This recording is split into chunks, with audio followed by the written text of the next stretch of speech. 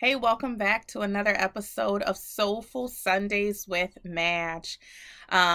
If you are new to this channel, my name is Madge, and I want to thank you for joining me on this journey where we will discuss all things spirituality, obstacles that we face in our life, challenges that come up daily, and how our perspective can be a great tool in helping us to overcome so many challenges that we face day to day in life. And as always, if you like what you receive, feel free to hit that like button, leave a comment below, and ring the bell to subscribe to the channel. This way, each week when I upload, you will receive notification. And always, if you have any questions, feel free to email me at askmadge18@gmail.com. And with that being said, we're going to go ahead and get into this week's topic, which is waiting on the Lord. And a little disclaimer, I have my window open here in Cleveland, Ohio. We're expected to have 80 degrees, so I get really excited when we have a nice day. So I figured I would open up some windows and let some sun in and some air in. So you may hear cars driving by. But no chance snoring while I record. He's probably somewhere downstairs snoring. So waiting on the Lord. I thought this would be a really good message to talk about. Because I do recognize in life, we all have areas in our lives that we feel very much barren in. We feel like we are waiting on the Lord to bring forth that which is unseen to the seen. And sometimes I feel just from like looking at certain people's social media posts or just talking to loved ones, my girlfriends, whoever, sometimes we can feel very much alone while we wait. We can feel like the waiting period is something that was just placed into our lives. I guess I'm going to have to close the window. 1 second. Okay. We can feel like the waiting period has just been placed in our life as this burden that doesn't allow us to experience joy, because we feel crippled by this lack mentality that we don't have whatever it is that we feel that if we had it in our lives, it would bring us more joy. And so, I really wanted to focus on the wait and why it's so frustrating. Like, why do we get frustrated? Because, like, what is that about? And though we may get frustrated because it's like, God, we want it now. Like, we wanted it yesterday. Why are you doing this to us? I want to really discuss, like, what we can do while we wait.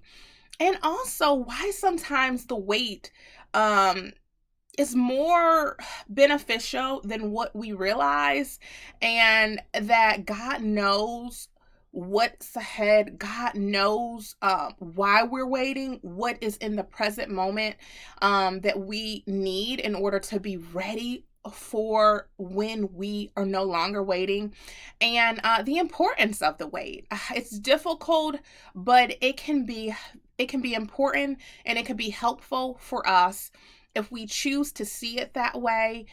And if we choose to see it that way and we embrace the wait.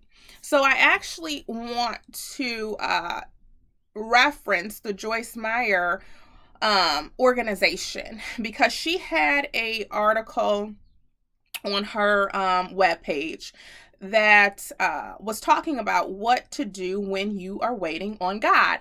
Now, I am not going to read the whole article, but what I will do is I will reference the link. I'll put the link below in the description for you, so that way you will be able to go and read it if it's something that you feel led to do. But I am gonna highlight some of the areas that stood out to me. And one thing that she stated, what to do when you're waiting on God. She says something. She says, but one thing is certain. Before God moves suddenly, we will wait. Waiting for answers is a fact of life. Nobody gets out of it. So the question is not if we'll wait, but rather how we'll wait. And I believe how we wait will determine how long we wait. And then she referenced two ways to wait. She says we can wait passively or we can wait expectantly. And then she says that a passive person hopes something good will happen and is willing to sit around waiting to see if it does.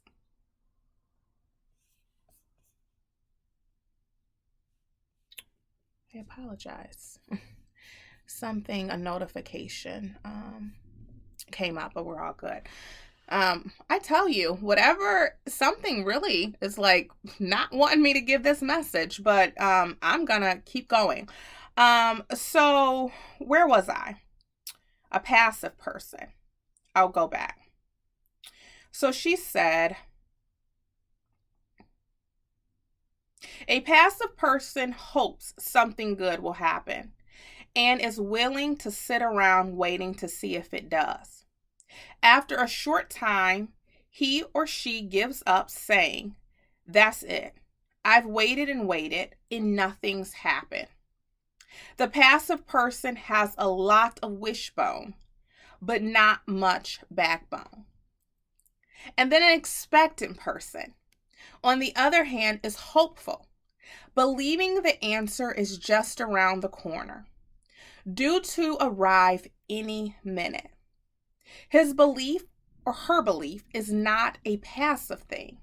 His or her heart is full of hope, expecting his or her problem to be solved at any moment.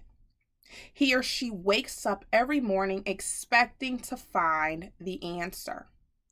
He or she may wait and wait, but suddenly, what he or she has been waiting for happens.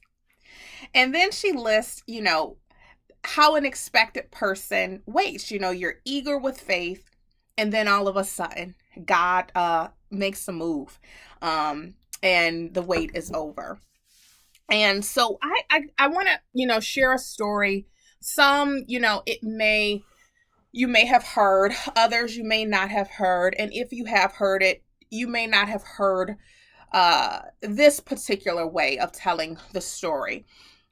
You all are aware that at my previous employment, I was there for like 6 or 7 years, and I always felt that I was passed up on really good opportunities, looked over for advancement when I felt that I had the credentials and I had what they were looking for. But just for whatever reason, I just didn't get the jobs. It was always a reason why. Now, what I do want to say is this. You all know, or may not know, that in 2015, my father passed away. And at that time, I was looking for, different opportunities to advance when I was in Charlotte. And it just seemed like, for whatever reason, the doors were always closed on me. But, now, looking back at that period of time in my life, I realized that God knew what was ahead.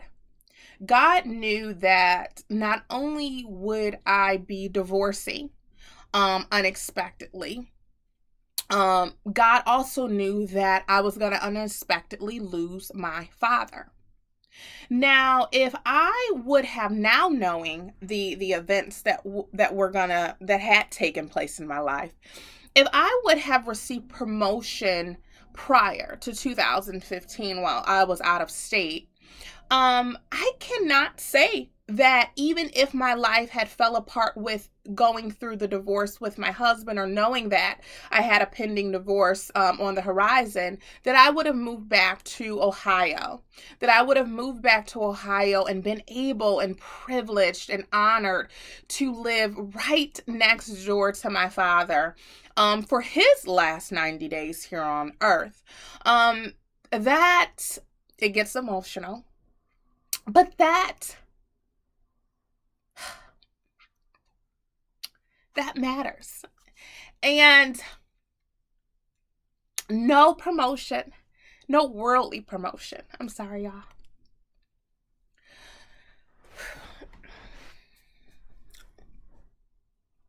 No worldly promotion.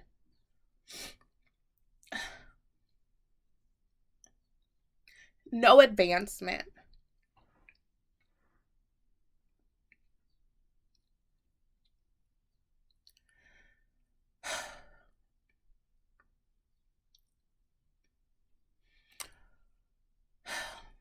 Would ever be worth me not having that 90 days with my Father. So I'm thankful.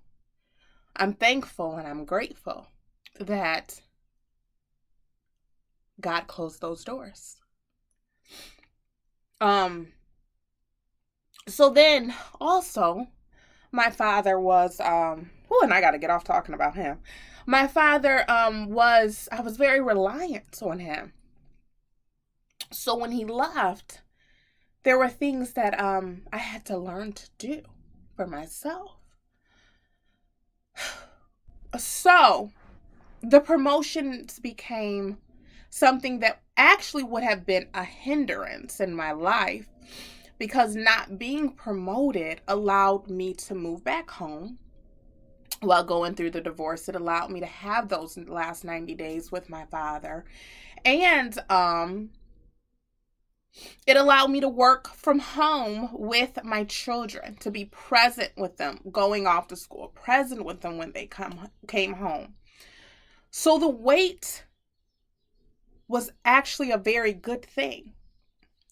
Now, even still in the wait, I was very eager to step out. I'm like, God, I've been doing the same thing for such a long time. I know that there's more in me. Like when, God, when? Like, I'm ready. How long are you gonna have me here? These were my conversations with God. Like, how long are you gonna have me here? But when you know that I was placed. I was being placed where I was at, and I just had to stay. So in staying, and what Joyce Meyer is talking about when she says we all have to wait on something, the wait is just inevitable, but how we wait is our choice. So I decided in my wait that I was going to find the good in it. I realized that I wasn't going to get worldly recognition, but what was important was to get godly recognition. How could I do a good work that in your sight, O Lord, it's pleasing unto you? And so that was my mission every day, that I was going to be grateful knowing that God had placed me where he had placed me for a purpose, for a reason, that this is where I needed to be. Oh, Lord. Okay, y'all, I'm so sorry. My computer battery is going dead. 1 second. I'm sorry.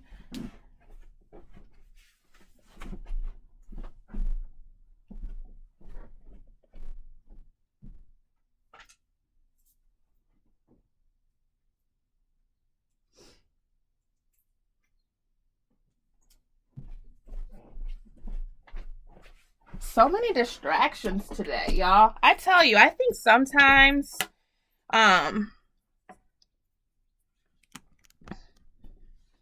the devil can work many ways, but listen, I am getting my message out, so it's gonna happen. Okay, so we're good.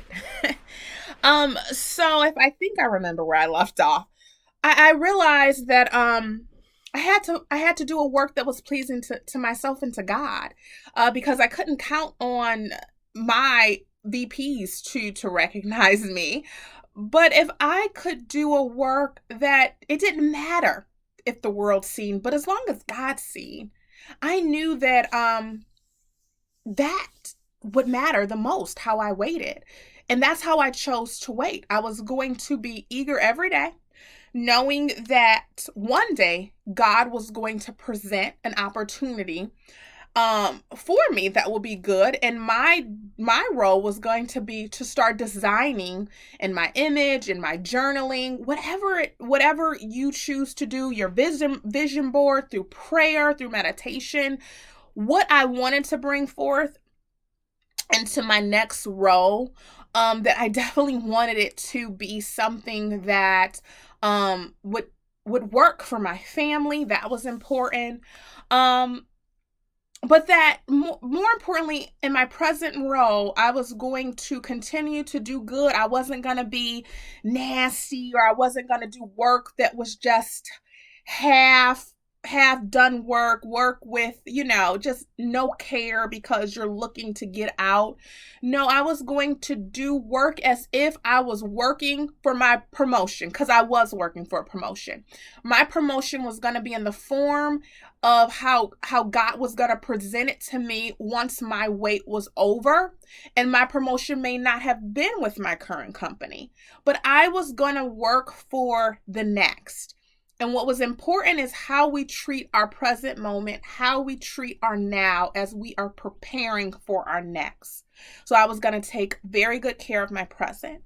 And I was going to be eager that every day could be the day, that today is the day that the Lord, you have made this day for me, and that I expect good to come into this day. I expect that today will be the day that you will bring forth that job that I am looking for, And eventually it happened. And I can tell you, on paper, it did not look like the opportunity. I'm like, okay, God, are you sure? But when your head and your heart is in alignment, there's just this piece that you're no longer like double-minded, like my head is saying, but my heart is saying something don't sit right with me. It's like that gut, that intuition, something's not right. But on paper, I was like, but my head and my heart told me I needed to go. And I prayed, and I got response through prayer that I should go. And I am very grateful that I went. But more importantly, what I really want to get at is that in life, we're always going to be waiting. But let's take care of our present moment while we wait.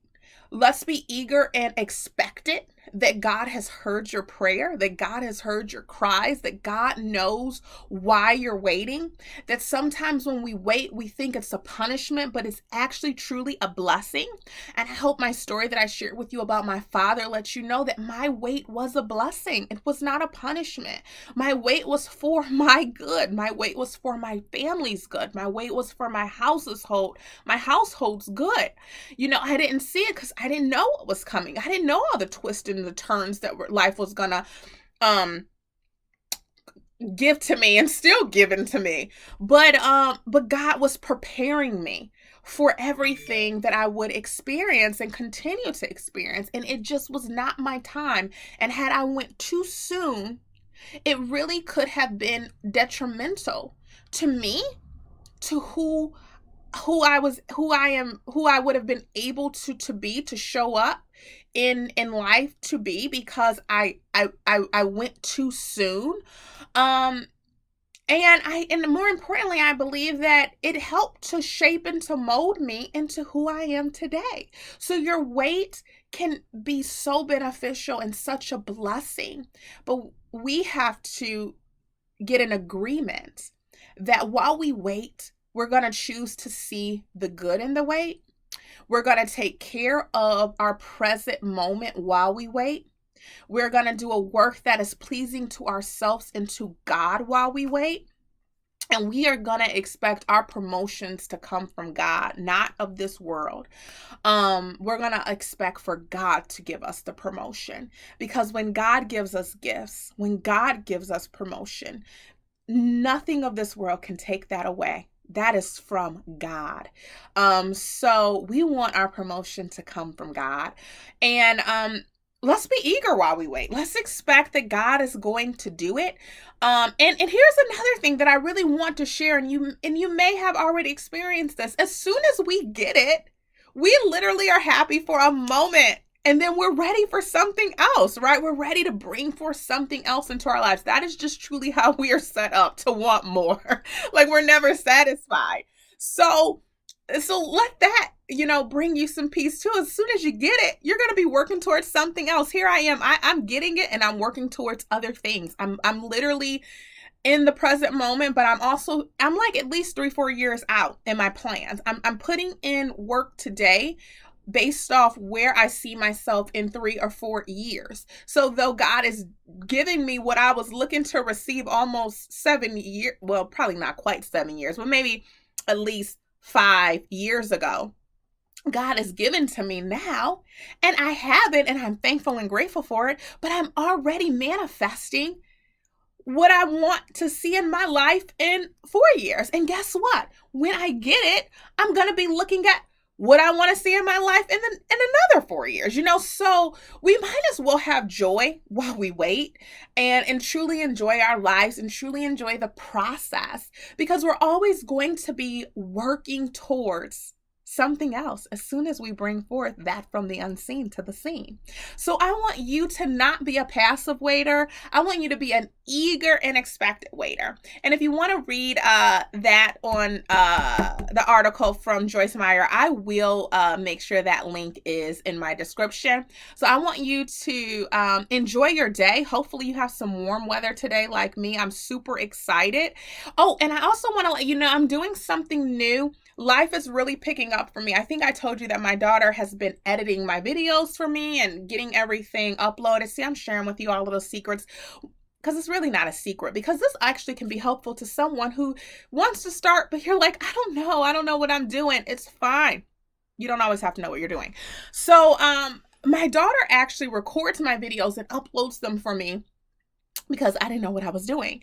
Well, so now I actually want to start doing live, because life is picking up for me, and I want to be able to just do my videos live and get my work out there at a designated time every week. So I am going to do a test video Tuesday or Wednesday when I go live, and I want to just make sure that everything looks good how I see it in my mind. I want to see it on YouTube. So I will be doing a live Tuesday or Wednesday, so be on the lookout. Stop in and say hi to me.